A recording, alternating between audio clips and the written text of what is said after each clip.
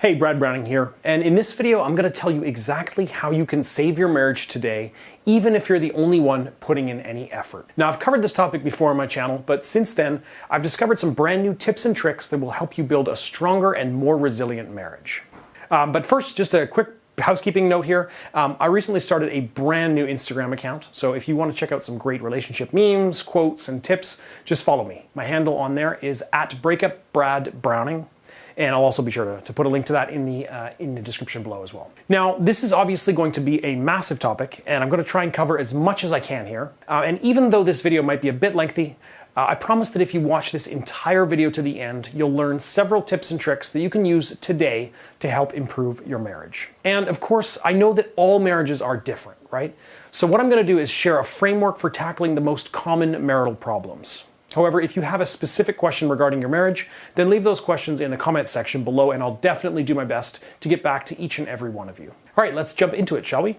So this video is for people whose husband or wife have announced that they're just not happy anymore in their marriage. Maybe it's because you argue too much, maybe it's because your sex life is non-existent, or maybe it's because you can't seem to reconcile a few problems that have been plaguing your marriage for the last little while. You might have even heard your spouse say some things that you can't get out of your head. You know, maybe they've said things like, "I'm just not happy with you anymore," or "I want a divorce," or "I'm not in love with you anymore." Maybe they've said something even worse, and you're not sure if you can overcome that hurdle. But as bad as it may seem, with enough time, coaching, motivation, and planning, you can turn your marriage around. Now, I know this for sure because I've seen it happen thousands of times.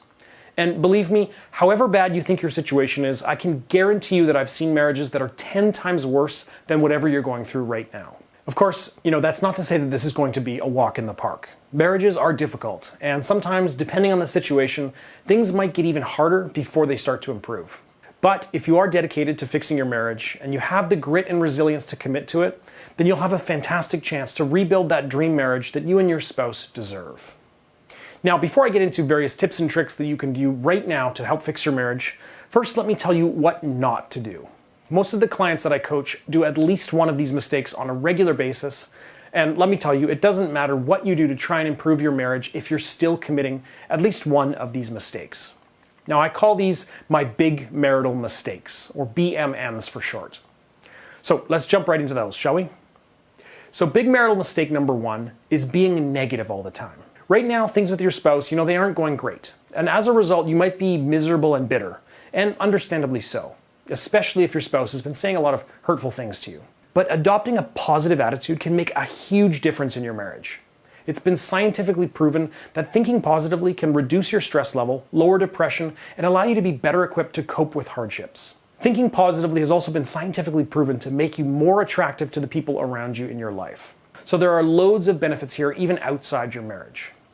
Building this sort of mental resilience is one of the very first steps in your journey to building a better marriage. What a lot of my most successful clients have done to avoid falling into this pit of negativity is to engage in cognitive behavioral therapy, or CBT for short. You can actually look up some great CBT videos on YouTube later, but what it does is it helps you let go of your negative feelings by simply being mindful of them.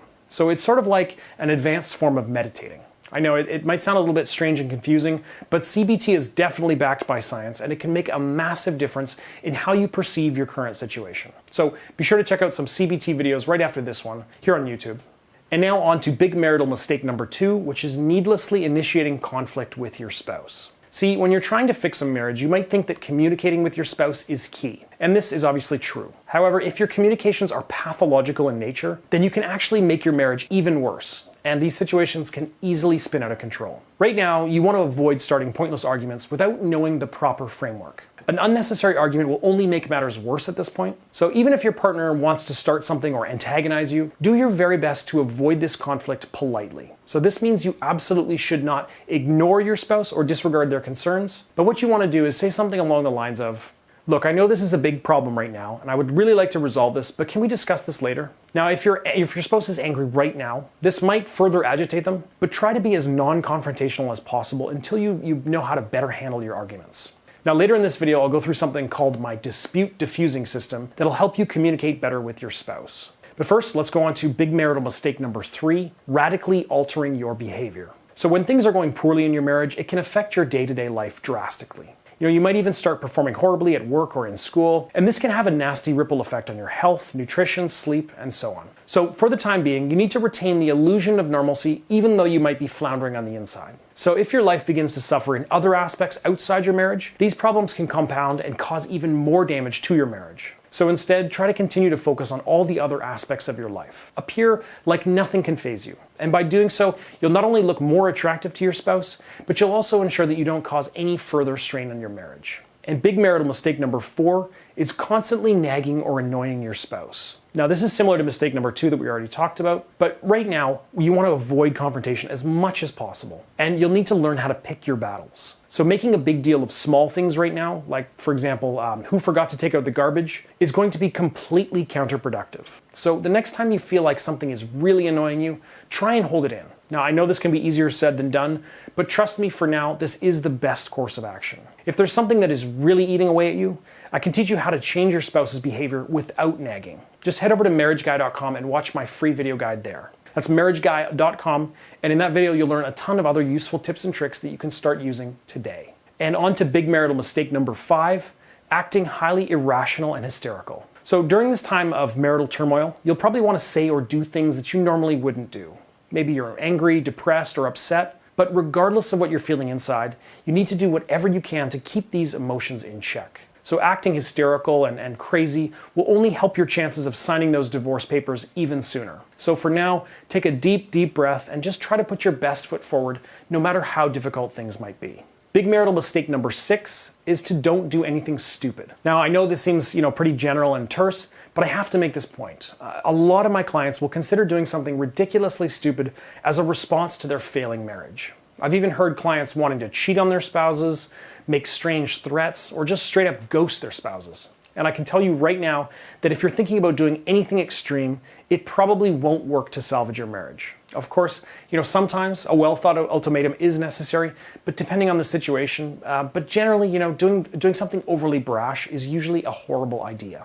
Now, of course, like I said earlier, every situation is different, and sometimes you need personal guidance in order to navigate yourself through this tough time. Now, if that is the case, please consider enrolling in my personal email coaching program. If you're interested in signing up, just head over to marriageguy.com/coaching, and you'll learn how you can hire me to help you fix your marriage once and for all. Now, there's probably a few other obvious mistakes that I haven't covered in this video. If you think that I'm missing a big one, please just go ahead and leave that in the comment section below. I would love to hear your feedback. Okay, so now that we have a broad framework of things that you absolutely must not do, let's talk a little bit about the behaviors and changes that you can make right now to put you on the road to building a better marriage. Now, again, this topic is absolutely massive, and it would be utterly impossible to cover absolutely everything you need to know here in this one video. But that being said, there are frameworks that I like to use to address core marital issues. So for instance, at some point in a rocky marriage, it's more than likely that you'll have a disagreement and an argument with your spouse. Now, without much care or attention, these disagreements can escalate into what I call marriage murdering arguments, or MMAs.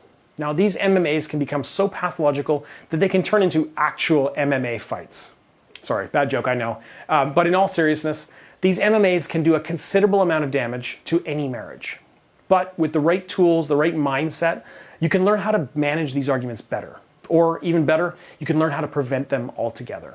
So this is where my dispute diffusing system comes into play.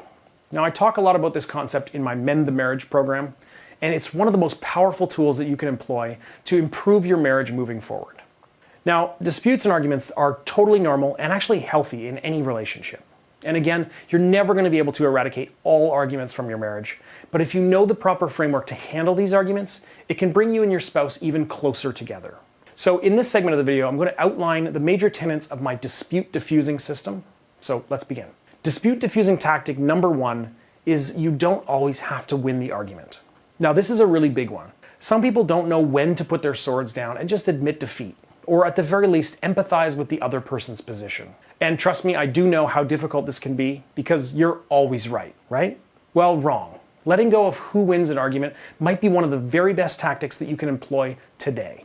I mean, let's put it this way. When you and your partner are engaged in a brutal marriage-murdering argument, there are no winners. I mean, think about it. Even if you win the argument, chances are your spouse is going to feel deeply annoyed and hateful of how you've managed to win. And that feeling of satisfaction after you win is going to be fleeting at best. And not only that, but by focusing on winning an argument, you're forcing the other party to simply dig in and become more stubborn in their position. I mean, I'm sure you've been on the other side, right? Have you ever been in an argument where you know your position is weak, but since you're obsessed with getting that win, you don't think rationally? Now, this kind of attitude is totally counterproductive and will definitely further damage your relationship with your spouse. Letting go of the urge to always be right, it might take a lot of time, but here's a great exercise to help you let go of this desire. The next time you're in a small, arbitrary argument with anyone, even your spouse, try and admit that the other person is probably right, even though you don't feel that way. Once you learn how to let go of this pointless desire to always be right, your MMA frequency will definitely diminish and you'll be well on your way to improving how your spouse feels about you.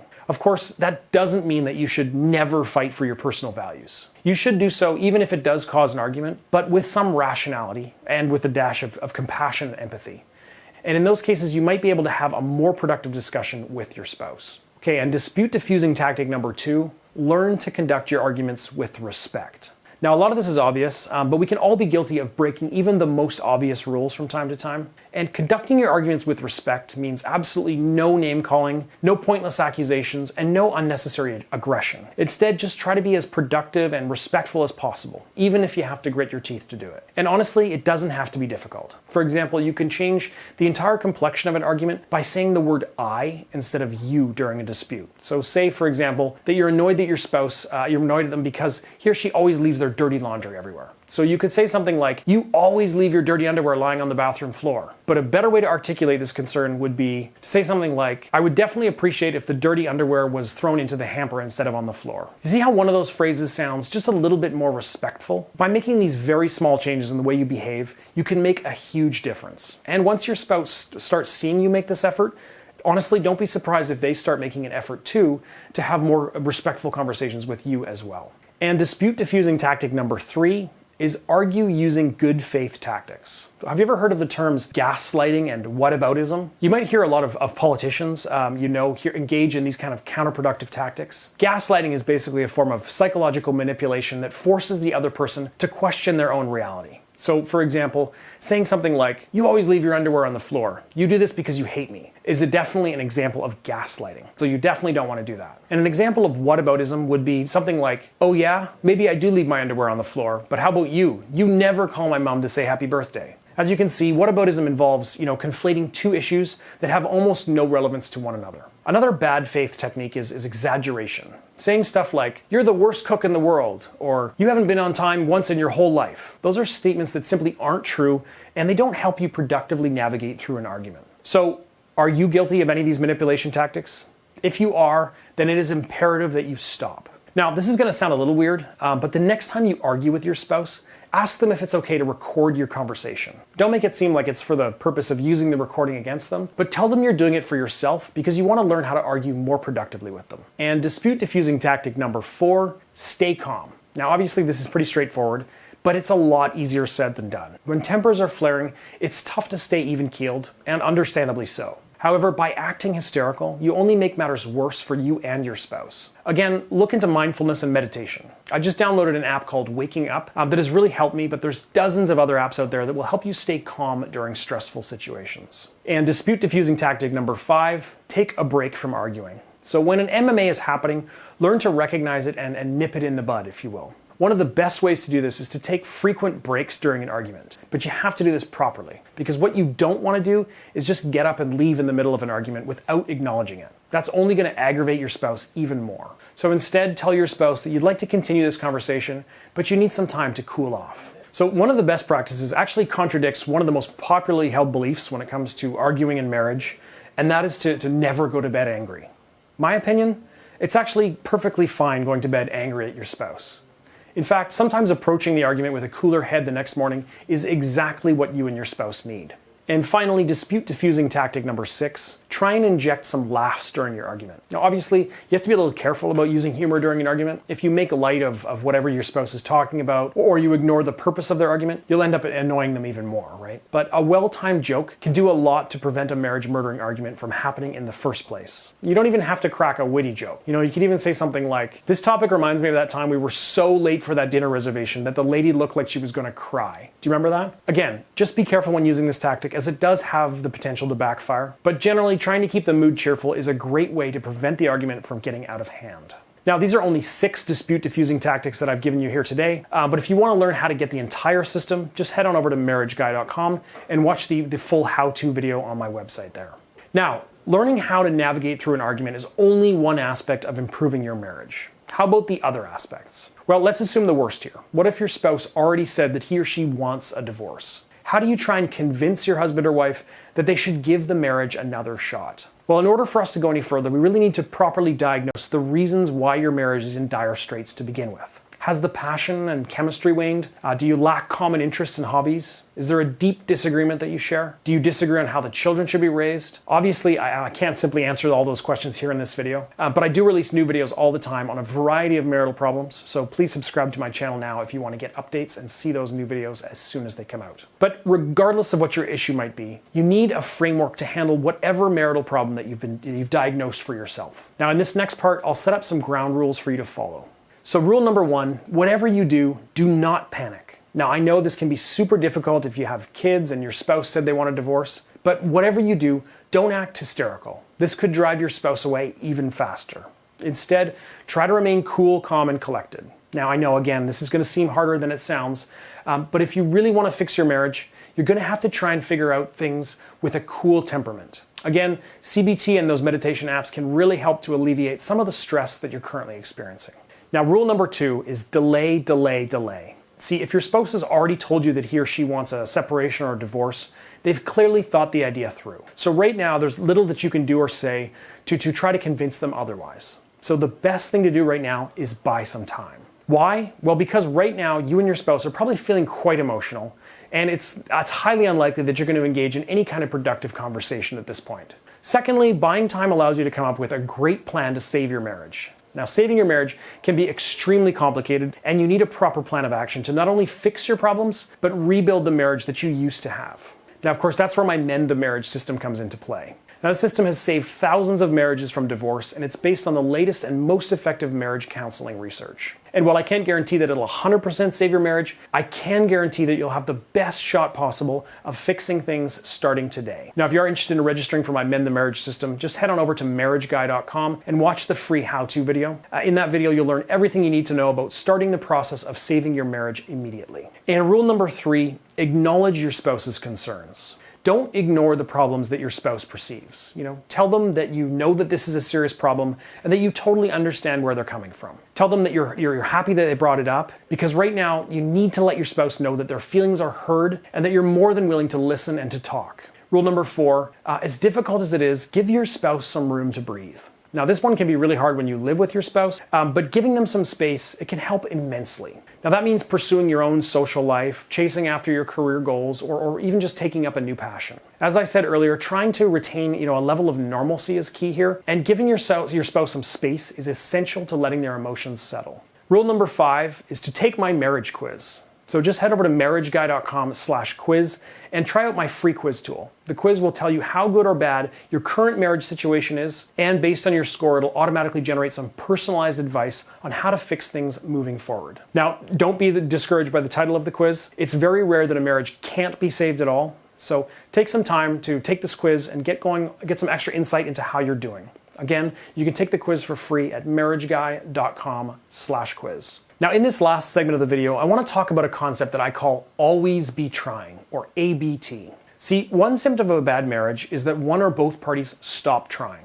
They become lazy and they don't put in the effort required to build a better marriage. Now, this sort of marital complacency might be one of the worst situations to be in because both parties begin to slowly suffocate under the weight of the marriage. And this weight can take forever to hit that boiling point. So this next bit is designed to alleviate that problem. So these next tips are what I like to call my complacency killers. So complacency killer tip number 1 is to take care of yourself. So in the quest to ABT, or always be trying, you have to look out for number 1, yourself. It's really easy to get knocked down and complacent when it comes to your fitness, your career, and your personal friendships when your marriage is in the gutter. So don't forget to hit the gym, eat those broccoli sprouts, and engage in some self-love. Remember, you're a catch, and if you treat yourself as such, your spouse will begin to think the same too. Complacency killer tip number 2 is to try and have a meaningful conversation with your spouse on a regular basis. Now, obviously, you might not be able to do this right now, depending on where you're at in your marriage, but having a meaningful conversation about a deeper topic can do a lot to bring you closer to your spouse.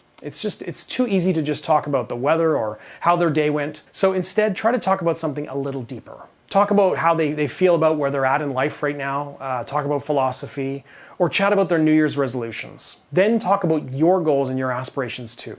Opening up to your spouse about deeper topics can really help you and your spouse feel like you're a team again. And complacency killer tip number 3, plan a date.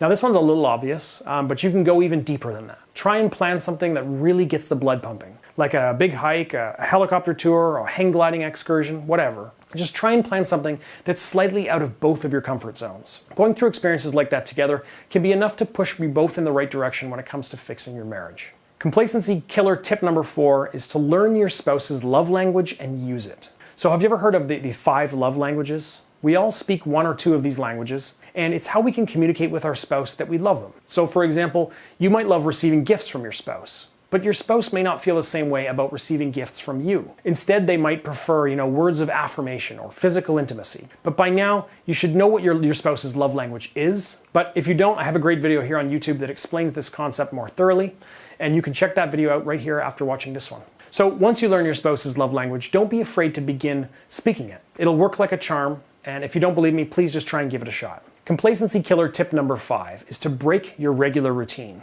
So when you're married and busy, it's really easy to slip into a natural routine. And while this is totally fine most of the time, sometimes injecting an element of surprise can work wonders. So, let your imagination run loose a little. You could try planning that camping trip that you've been talking about, or book a surprise reservation at the new Italian restaurant in town. It can even be as simple as initiating a random makeout session right before work. Breaking from routine can ignite a much-needed spark underneath your marriage and push you both to try a little harder. Now, the key here with all of these complacency killer tips is that you should always be trying.